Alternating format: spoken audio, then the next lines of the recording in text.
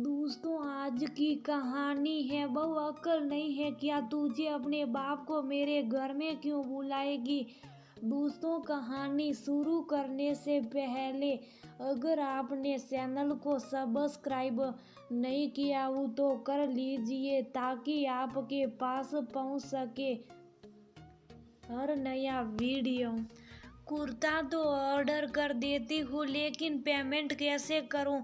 अगर इनको बोलूँगी पेमेंट करने का तो 10 बातें सुनाएंगे। कितने दिनों से कह रही हूँ मुझे बाजार ले चलो, वहीं से बाकी सामान के साथ भी शुभ साफ कुर्ता खरीद के रख लेती और कोरियर कर देती। लेकिन मम्मी जी सो काम समझाए रहती, ना अकेले बाजार जाने देती ना ही इनके साथ कहीं जाने देती है। हे ईश्वर, ये कैसी दुविधा में डाल दिया है आपने। इस समय पापा को मेरी सबसे ज्यादा जरूरत है और मैं उनके लिए कुछ नहीं कर सकती। सिया फूट फूट कर रोने लगती है। शायद आपके कहे कि लड़कियों को आत्मनिर्भर होना चाहिए तो किसी के आगे हाथ नहीं फैलाने पड़ते, लेकिन सच में क्या ऐसा होता है? क्या पैसे कमाने के बाद भी उन पैसों को अपनी मर्जी से अपने तरीके से खर्च करने का अधिकार मिल जाता है? घर खर्च में बराबर का सहयोग करने के बाद भी क्या हम अपने ससुराल की तरह ही अपने मायके वालों के लिए भी बराबर का खर्च कर सकते हैं?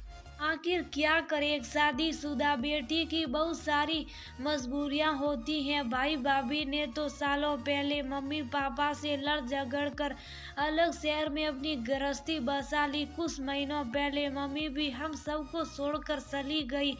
सोचा था भैया पापा को अपने साथ ले जाएंगे, लेकिन उन्होंने एक बार झूठे मुंह भी साथ चलने को ना कहा। मम्मी जी दीपावली पर पापा को यहीं बुला लूं, वो वहाँ अकेले कैसे रहेंगे मम्मी के बिना? पहली बार दीपावली का त्योहार सुना सुना जाएगा, मैं भी वहाँ नहीं जा सकती। दीपावली तो अपने घर पर ही मनानी होगी। चलो बहू, कुछ तो अक्ल की बात की तुमने। दीपावली का त्योहार तो अपने ही घर पर मनाया जाता है, तो तुम्हारे पापा यहाँ आकर क्या करेंगे भला?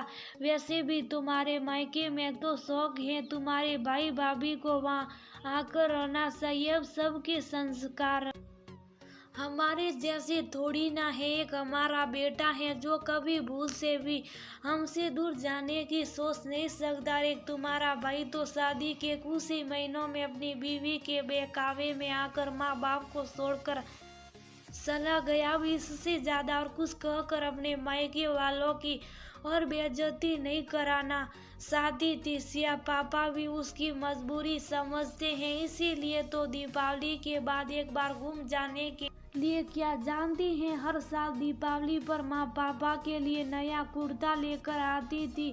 लेकिन इस बार तो ना जाने पापा कैसे रहेंगे, क्या करेंगे। वैसे तो माँ के समय से ही जो काम वाली आती थी वही अब खाना भी बना देती हैं, लेकिन त्योहार पर तो अपने परिवार की जरूरत होती है। पापा के बारे में सोच सोच कर सिया का दिल फटा जा रहा है। मालूम ही नहीं हुआ कि वह कितनी देर तक रोती रही और रोते रोते सो गई।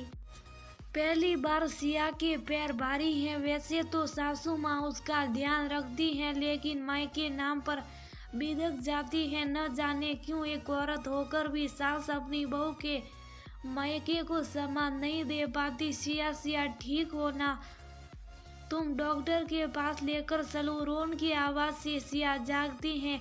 नहीं, आ गए आप, मैं बिल्कुल ठीक हूँ। मैं आपके लिए चाय बना कर लाती हूँ। चाय तो आ जाएगी, पहले ये बताओ हमारी गुड़िया रानी कैसी है? वह भी बिल्कुल ठीक है, लेकिन गुड़िया नहीं गुड़ा बोला करिए। मम्मी जी कहती हैं जो हम कहते हैं वही मिलता। हाँ तो क्या प्रॉब्लम है? मुझे तो तुम्हारी जैसी प्यारी सी बेटिया चाहिए। मैं तो गुड़िया रानी बोलूँगा। बेटी का पिता बनना आसान नहीं होता। शादी के बाद बेटियों को अपना मन मार के जीना पड़ता है। पिता का बेटी पर कोई अधिकार नहीं रहता है और ना ही बेटी अपने पिता के लिए कोई फर्ज निभा सकती है। क्यों क्यों हम बेटियों को इतना मजबूर कर दिया जाता है कि हम अपने पिता के लिए कुछ नहीं कर सकती? कैसे कैसा लगेगा आपको जब कोई आपकी बेटी को आपसे मिलने नहीं देगा? आप घर में अकेले रहेंगे लेकिन आपकी बेटी आपको अपने साथ नहीं ले जा सकती, आपके लिए कुछ खरीद कर नहीं ला सकती, आपके साथ त्योहार नहीं मना सकती। इससे तो अच्छा यही है ना, ईश्वर हमें बेटा देना कि बेटे अलग हो जाते हैं तब भी माता पिता इतने दुखी नहीं होते, लेकिन अगर बेटियां ससुराल में रहकर मजबूर हो जाती हैं तो माता पिता का कलेजा मुंह को आता है। सब मेरे भाई को दोष देते हैं। मम्मी जी आपको अपना महान बेटा बताती हैं, क्या सच में आप महान हो? मुझसे शादी करके मुझे यहाँ लेकर आई, कभी मेरी कोई इच्छा नहीं पूछी, कभी मुझे कहीं घुमाने नहीं ले जाते, हर चीज सिर्फ और सिर्फ मम्मी जी की पसंद का आता। मम्मी जी जब तू सही मुझे बुला सकती हैं, कह सकती हैं, लेकिन आप कभी उनके खिलाफ एक आवाज नहीं उठा सकते। महान बेटा बनते बनते आप एक साधारण से पति बनना भी जरूरी नहीं समझते। बाहर आ जाइए, आपकी और मम्मी जी की साई बनाती हूँ। अपने आंसू पोंछते और खुद को संयत करके सिया कमरे के बाहर निकल जाती हैं और छोड़ जाती है रोहन को बहुत सारे सवालों के साथ। कुछ ऐसे सवाल जो रोहन के ध्यान में कभी आए ही नहीं। हाँ जी, बिल्कुल यही होता है आदमी लोगों के साथ। पत्नी कभी शिकायत नहीं करती तो सोचते उसको क्या परेशानी है, वह तो बहुत अच्छे से जी रही है, मजे में रह रही है। माँ हर वक्त शिकायत करती रहती हैं तो सोचते हैं कि मेरी बेचारी माँ कितनी परेशान है, उसे कितनी तकलीफ है। शायद गलती उनकी नहीं है, मर्द की कमजोरी यही है कि उसे औरत सिर्फ बेचारी अच्छी लगती है। छोटी दिवाली के दिन सुबह सुबह दरवाजे पर घंटी बजती है और पापा आप यहाँ खुशी के आंसू के साथ ही अपने पापा के गले लग जाती हैं। कैसा लगा सरप्राइज तुझे? बाहर से तो मुस्कुरा रही है लेकिन अंदर ही अंदर उलझन है कि कहीं सासू माँ और पति देव पापा के इस तरह से आने से उन्हें अपमानित ना महसूस करा दे। दिल खुश हो गया पापा, इससे तो अच्छा दिवाली का गिफ्ट कोई हो ही नहीं सकता मेरे लिए। थैंक यू सो मच पापा, थैंक यू। मुझे नहीं, दामाद जी को बोल, उन्होंने ही मेरे आने का इंतजाम किया है और मुझे आने के लिए मनाया भी। कितनी चिंता है मेरी, वरना उस खाली घर पर क्या दिवाली मनाता। मैं कहते कहते पापा उदास हो गए। सियार से संगीत अरे पापा को दरवाजे पर खड़ा रखिए, सारी बातें कर लोगी क्या? आइए पापा, मैंने आपके लिए कमरा तैयार कर दिया, मैडम जाकर कुछ चाय वगैरह बना लो। पापा था क्या?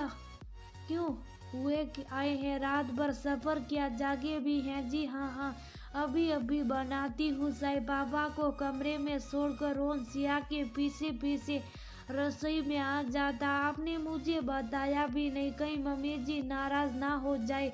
देखिए, मैं नहीं चाहती कि मेरे पापा मेरे ही घर में पराया और अपमान महसूस करे। अरे रुको, मेरी बात तो सुनो, मैं बताने का मौका नहीं मिला। मेरा एक दोस्त जो तुम्हारे शहर में नौकरी करता, दिवाली पर अपने घर आ रहा था तो मैंने उसी के साथ पापा जी को गाड़ी से बुला लिया। माँ की तुम बिल्कुल भी चिंता मत करो, माँ को कैसे क्या समझाना है मैं जानता हूँ। अब तुम बस खुश रहो और मेरी गुड़िया रानी को भी खुश रखो। पापा को हमारे साथ रहने के लिए मनाना तुम्हारा काम है। मैंने उनको यहाँ लाकर अपना काम कर दिया। क्या सच कह रहे हो? आप हमारे साथ रह सकते हैं? सिया ने झूमते हुए रोहन को दोनों कंधों से पकड़ दिया। क्यों नहीं रह सकते हैं अपनी बेटी के घर रहने के लिए? क्या किसी की परमिशन चाहिए उन्हें? बेटियों के माता पिता का भी अपनी बेटियों के घर परिवार पर उतना ही हक होता है जितना कि बेटों के माता पिता का। माफ कर दो, समझने में समय लग गया। सिया ईश्वर को कोटि कोटि धन्यवाद कर रही है कि समय रहते उसके पति ने उसके मन की बात समझ ली और उसकी उलझन सुलझा दी। जानती हूँ असल जिंदगी में इतनी समझदारी नहीं होती, लेकिन हम आज की नई पीढ़ी ये नई शुरुआत तो कर सकते हैं ना।